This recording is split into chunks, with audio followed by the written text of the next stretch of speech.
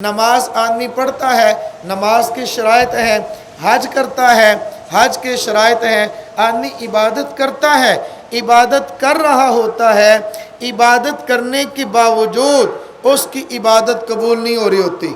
एक आदमी अमाल करता है और शराइत के साथ करता है, लेकिन फिर भी उसके अमाल कबूल नहीं होते।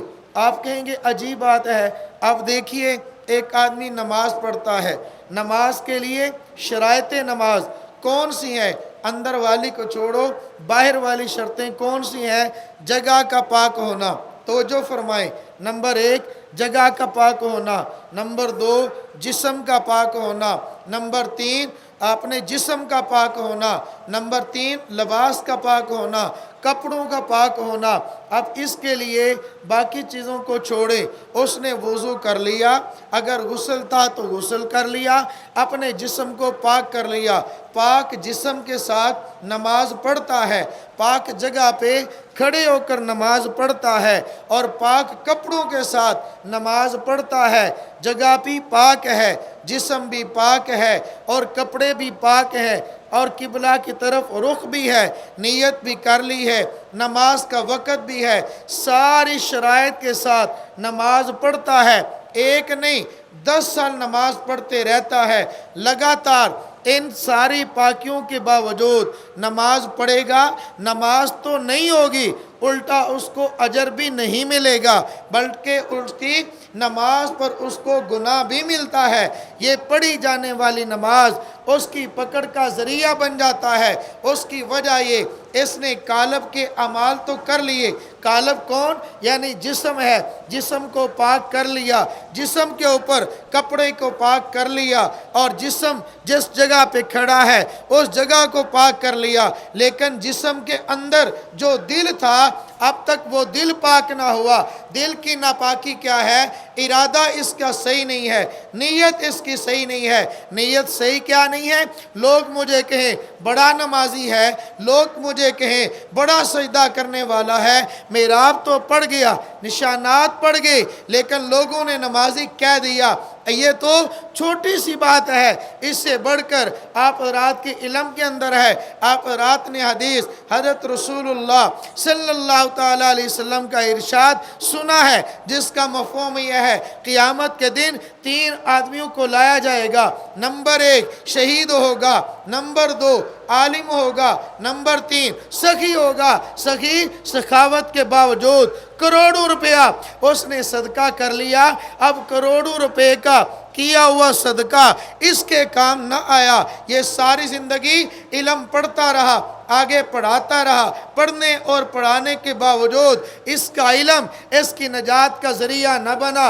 अब एक आदमी मैदान जिहाद के अंदर निकला, उसने वर्जिश की, तरबियत की, मैदान में निकला, दुश्मन के मुकाबले में गया, लड़ता रहा, आखिर एक वक़्त आया दुश्मन के वार से ये कट गया, ये शहीद हो गया।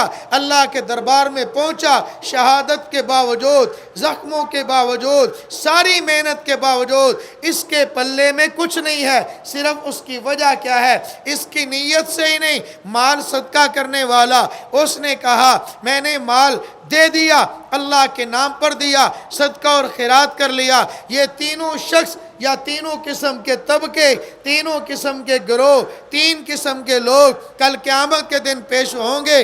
अल्लाह रब्बुल इज़्ज़त इनसे पूछेंगे। पहले आलिम से पूछा जाएगा, बतलाओ इल्म क्यों हासिल किया, इल्म का क्या फ़ायदा? वो कहेगा या अल्लाह मैंने इल्म हासिल किया, ख़ुद में अमल कर लो।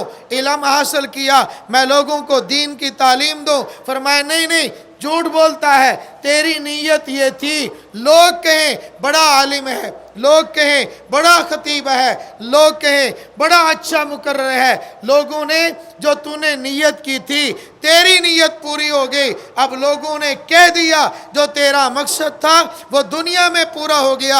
आज हमारे पास तेरे लिए कुछ भी नहीं है। इसी तरह वो लोग जो सखी थे, उन्होंने सखावत की, उनकी सखावत ने उनको उनको नफ़ा ना दिया। जो लोग मालदार थे, सदका किया, उनके सदके ने उनको नफ़ा ना दिया।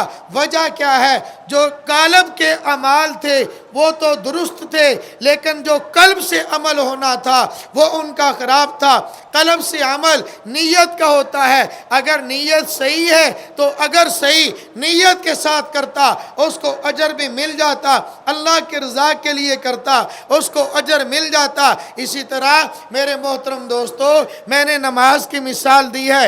एक आदमी नमाज पढ़ता है, जगह उसकी पाक है, जिस्म उसका पाक है, कपड़ा उसका पाक है, लेकिन उसका दिल पाक नहीं है। अब यहाँ पे खानकाह के अंदर जो दिया जाता है वो दिलों को पाक किया जाता है। खानकाह के अंदर दिलों का इलाज किया जाता है। जिस्म की बीमारियों का इलाज नहीं होता, दिल की बीमारियों का इलाज होता है। अब दिल की बीमारियों के अंदर रियाकारी भी है, दिल की बीमारी के अंदर हसद भी है, दिल की बीमारी के अंदर चुगली भी है, दिल की बीमारी के अंदर किबर भी है, दिल की बीमारी के अंदर अपने आप को बड़ा समझना और दूसरे को हकीर समझना, अपने आप को बड़ा समझना और दूसरे को हकारत की निगाहों से देखना। तो मेरे दोस्तों, खानकाहों के अंदर आने का फ़ायदा ये होगा, खानकाह के अंदर आएंगे, अपने शेख की तरबियत में रहेंगे, अपने शेख की सोबत में रहेंगे, उस सोबत की बरकत से,